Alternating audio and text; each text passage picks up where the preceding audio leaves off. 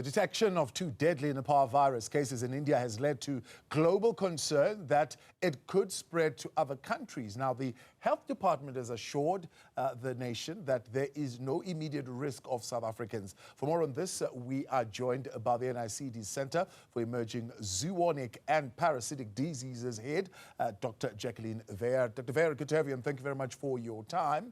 You'll understand the apprehension of many South Africans. This is exactly what they said about the coronavirus. They said, don't worry, it's people who are traveling that are affected by this. It's never going to come to this country. And it was only a matter of days that everything was shut down and locked down. Why should we not be concerned about these 2 cases in India? I hear what you're saying. I think the situation is very different, though. Nipah, although it's a rare disease, is a disease that's known to us for more than 20 years at this stage. So COVID-19 was very new, and I think decisions were made based on very little knowledge of the disease. So Nipah virus is a very rare zoonotic condition. It's a condition that's actually harbored by certain animals in endemic countries. At the moment, this has only been identified in certain Asian and Middle Eastern countries. And we have knowledge based on a number of Nipah virus outbreaks that have occurred, like I said, since actually since 2001. So the fact that it's zoonotic, what does it mean? So a zoonotic disease is a disease that is spread from animals to people. And with some zoonotic diseases, you can then see human-to-human transmission as well. So with Nipah virus disease, the virus is actually harbored in certain species of fruit bats in those endemic countries that I've mentioned. And then people come in contact with those animals directly or through contaminated products, such as fruits and fruit juices. Those have been the implicated products to date. And then once they spill over into the human population, we do see human-to-human spread.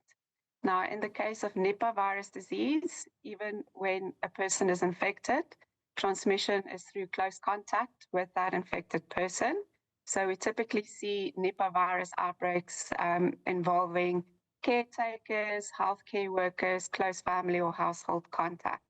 And we haven't seen community-wide spread of Nipah virus to date. Now, we were told at least that the coronavirus was more a respiratory disease that would have attacked your breathing, your lungs, and that type of thing. This particular one, Nipah virus, what type of illness would people then experience? So initially, in the early days after the infection takes hold, the signs and the symptoms are very much like most other viral infections, to tell you the truth.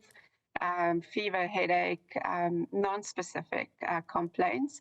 But in most Nipah virus cases, we see patients developing severe respiratory distress, and in some cases also sign of brain inflammation. Again, the virus does not spread the same way as COVID-19 or other respiratory diseases such as flu, but really through close contact. Of course, we know that viruses can change, and we had lots of experience with that during COVID-19. We all know what a viral variant is by now. And of course, we continuously monitor the situation to see if there are any changes occurring in the virus that may make it more transmissible or even associated with more serious infections. Yeah. To date, this is not the case. So you're saying it behaves like all other viral infections, so you'd more or less experience the same symptoms. So how would one know that, hey, maybe it's COVID again, or now it's Nipah virus? What would be the difference? You can speak to any doctor. They'll tell you viruses are very naughty. They actually, within the first couple of days of clinical presentation, they all present with similar features: fever, headache. Usually you feel very tired, your body is aching, but it could be a number of different causes. So with Nipah virus infection, we see that most of the cases will actually develop severe respiratory distress fairly soon after the initial symptoms take hold, and these patients would require hospitalization. In some cases, we also see that the brain becomes infected, so patients can present with symptoms like confusion, dizziness, and so forth. So in those cases, what doctors would do is that they will require specific laboratory testing to try and determine the cause of the illness. Yeah. Now, we're told that there's some degree of training that is being offered to those who are at the airports, those who control immigration, air traffic control, and so on and so forth. To be able to, I suppose, monitor this, how will they be able to do that? So with Nipah virus infection, this is actually not the best approach. There are different reasons for that, including the incubation period of the disease, but also the non-specific presentation or initial presentation of the disease, as we've mentioned. Now, some Asian countries have imposed such port screening protocols, but the international recommendation for this at this stage, for this outbreak, and also based on our previous experiences with Nipah virus outbreaks, is that this is not necessarily required or effective.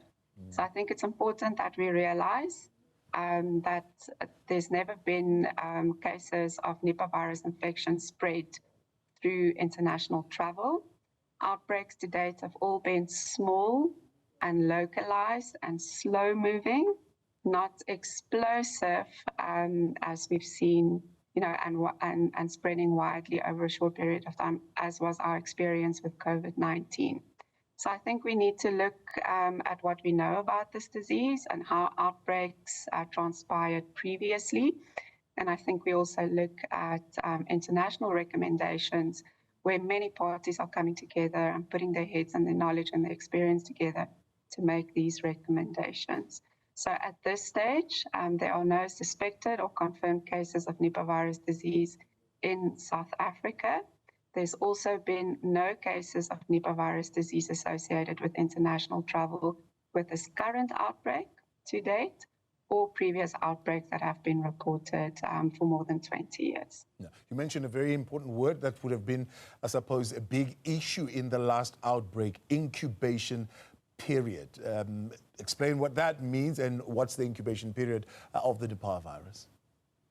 Yes, so the incubation period is the period between the time where you get exposed, say, for example, in this instance, to an infected animal or infected product in those endemic countries. Remember, we don't have endemicity for Nipah virus in South Africa. So in those countries where outbreaks have been previously reported, contact with those animals that are infected or contaminated products, or a person that was or is affected with the disease. So from the time that you are exposed up until the time where you start showing the signs and the symptoms of the infection, that is called the incubation period. And usually during the incubation period, you don't show any signs of illness or any signs that you were exposed to the disease. So you can think about it as the time that it takes for the disease to develop in your body after you were exposed. For Nipah virus disease, this is up to 2 weeks. Right. Now, Dr. Weyer, I mean, you of course, mention the fact that, am I correct? You said you've known about this virus for 20 years. Is that the correct period? The first big outbreak of the disease was actually reported in 2001. The first report of the virus was in 1989. Yeah. So over this period of time, there has been these very few outbreaks reported, mostly from Bangladesh.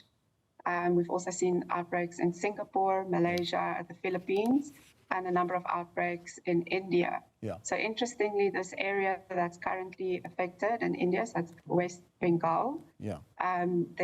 This is now the third outbreak of Nipah virus since that time. Okay. In this particular area of India. I'm asking that question to come to the next question, which is we still don't have any treatment or vaccine for this virus, I mean, in the 20 years. Yeah, that is unfortunately the truth for many viral infections. For most viral infections, we don't have any specific antiviral treatments. And for many infectious diseases, including viral diseases, but also other diseases that affect us more commonly, we don't have vaccines.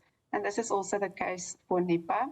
I think we just need to put into context that the biggest outbreak of Nipah virus to date involved 30 individuals and only a handful of outbreaks from very localized areas.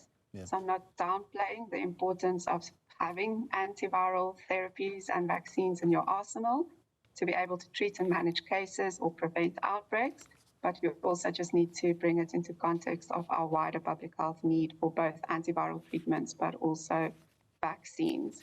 Nipah virus infection has been prioritized by the WHO for research that will result in the development of antivirals and vaccines. So efforts are ongoing. But I think compared to many other public health issues, it may not be the most pertinent one. The head of the Center for Emerging Zoonotic and Parasitic Diseases, I beg your pardon, at the NICD, Dr. Jacqueline Weyer. I appreciate your time. Thank you very much for coming on.